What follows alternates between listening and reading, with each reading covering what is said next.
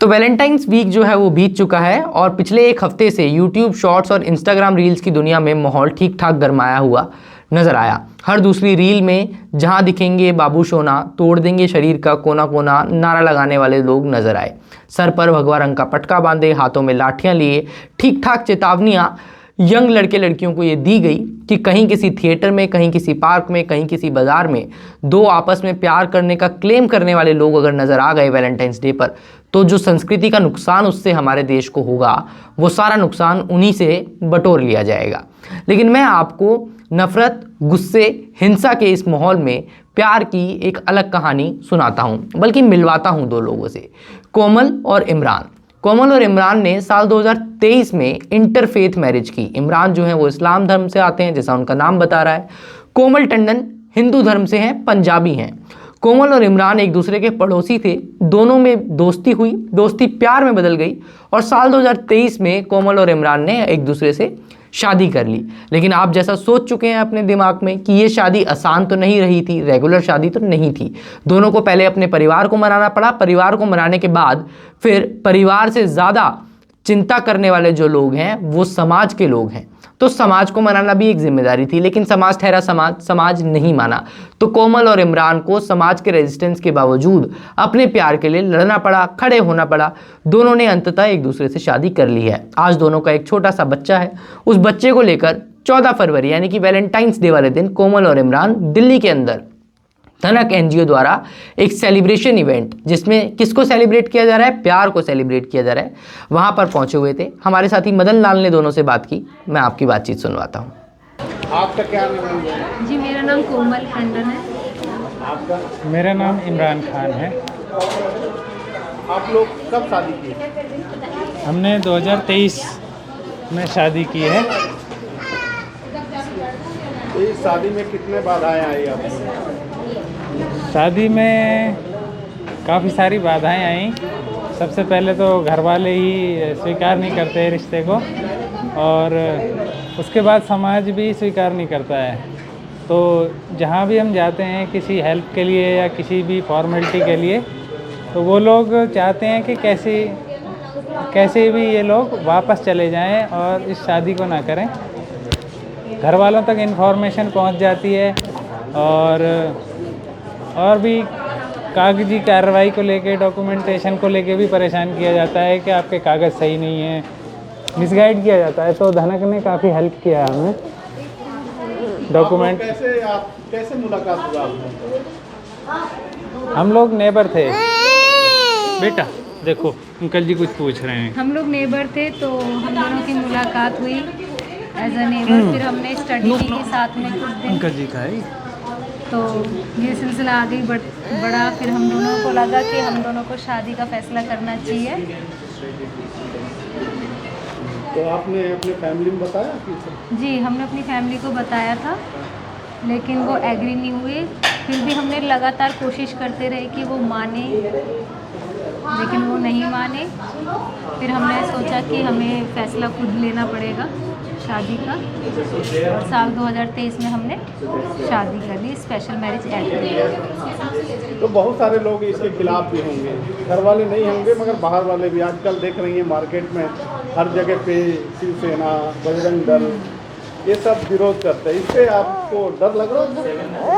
हाँ, इस तरह के संगठन काफ़ी ज़्यादा एग्रेसिव होते हैं और वो घर वालों को सबसे पहले वो करते हैं, घर वालों को सबसे पहले मतलब भड़काते हैं। भड़काते घर वालों को भड़काते हैं। अगर घर वाले उनकी बात ना सुने तो वो कुछ नहीं कर सकते, लेकिन वो अपनी बातों में घर वालों को बहका लेते हैं। सामाजिक दबाव जो होता है ना, वो बहुत घर वालों के लिए, पेरेंट्स के लिए, फैमिली वालों के लिए, रिश्तेदार ख़ास तौर से, इनके चक्कर में आके फैमिली वाले भी बहुत ज़्यादा नेगेटिव थॉट क्रिएट करते हैं हम सबके बीच में भी, हम कपल्स के बीच में भी, कि जोड़े साथ में नहीं रह सकते, मतलब इस तरह के जोड़े नहीं रह सकते साथ में। बट ऐसा है नहीं। अगर हमारे कानूनी रूप से अगर हम चलते हैं तो ये लोग ज़्यादा परेशान नहीं कर सकते। आजकल एक नाम जिसका है लव जिहाद, बारे में आप क्या बोलेंगे? देखिए सच्चाई तो कुछ और होती है, लेकिन ये जो है लोग अपनी मर्ज़ी से अपने फैसले ना लें, स्पेशली कपल्स, और एक दूसरे से मतलब इंटर रिलीजन या इंटर कास्ट शादी ना करें। इसके लिए ये सब चीज़ें उठाई गई हैं अभी पॉलिटिकल रूप से, ताकि लोग अगर अपनी मर्ज़ी से चलेंगे तो फिर वो हर चीज़ के खिलाफ आवाज़ उठाएंगे। किसी भी शोषण या गलत जो सरकारी या सामाजिक होते हैं, गलत नियम कानून जो होते हैं, उनके खिलाफ आवाज़ ना उठाएं। तो हर ये शुरुआत में ही दबाया जाता है इन चीज़ों के थ्रू। आप बताइए, आप तो एक हिंदू धर्म से बिलोंग करती हैं, तो आपके लिए तो बड़ी मुश्किल होगा ये कदम उठाना। जी मुश्किल ऐसा कुछ नहीं था। अगर हम देखा जाए तो फैमिली की तरफ से तो मुश्किल है, क्योंकि फैमिली वाले नहीं चाहते कि हम किसी अदर रिलीजन में शादी करें या अदर कास्ट में शादी करें। उनके लिए तो बहुत बड़ा चैलेंज सही हो जाता है कि हम अपनी बेटी को क्यों भेजें, कैसे भेजें। और होना भी चाहिए, स्वाभाविक है, क्योंकि हर पेरेंट्स अपने बच्चे के लिए अच्छा ही सोचता है।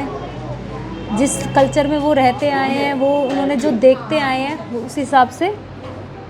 लेकिन जब एक उम्र के बाद हम अपने फैसले लेने लगते हैं और जब वो रिलेशन काफ़ी समय तक लंबा रहता है तो हम एक दूसरे को ज़्यादा पहचानने लगते हैं, तो उससे हमारी बॉन्डिंग स्ट्रांग होती है। एक दूसरे के प्रति क्या पसंद ना खाना पीना सब चीज़ पहचाना जाता है, तो हम अच्छे से रह पाते हैं।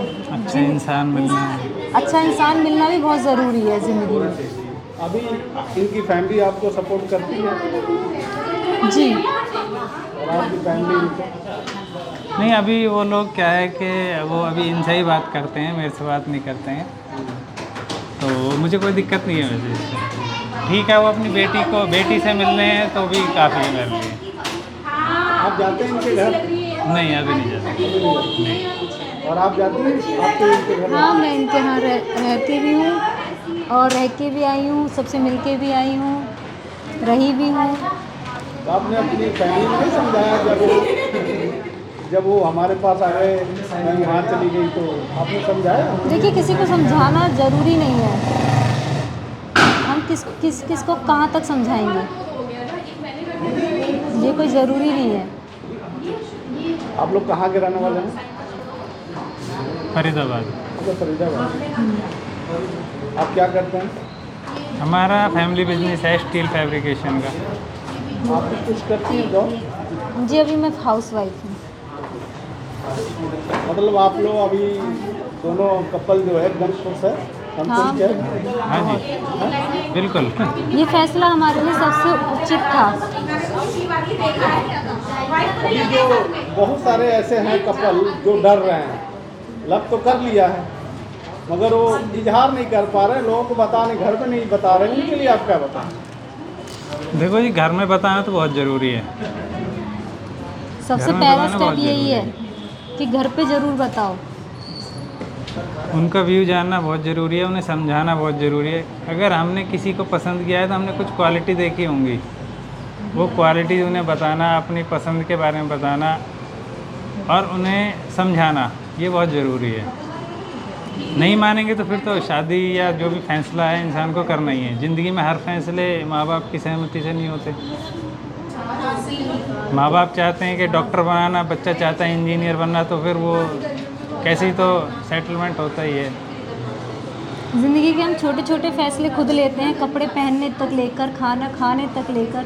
तो ये तो बहुत बड़ा फैसला है कि हमें जीवन साथी कौन चाहिए हमारे जीवन, या किसके साथ रहना है।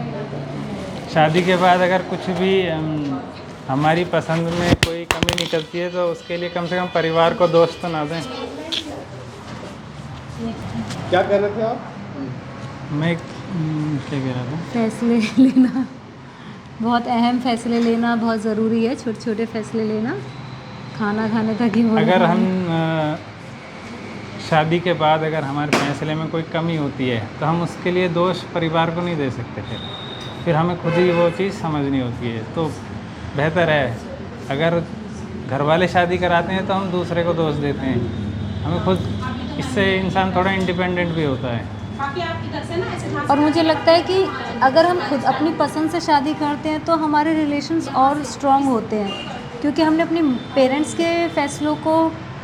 के फैसले से शादी नहीं की। लड़की के ऊपर भी एक दबाव होता है, लड़के के ऊपर भी एक दबाव होता है कि वो अपने रिलेशन को स्ट्रॉन्ग बना के रखे।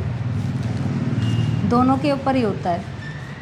अच्छा, एक बात पे लास्ट क्वेश्चन है, आप इनके घर में रहती हैं तो क्या अपना हिंदू धर्म की जो किताबें हैं जो वो रखी हैं इनके पास?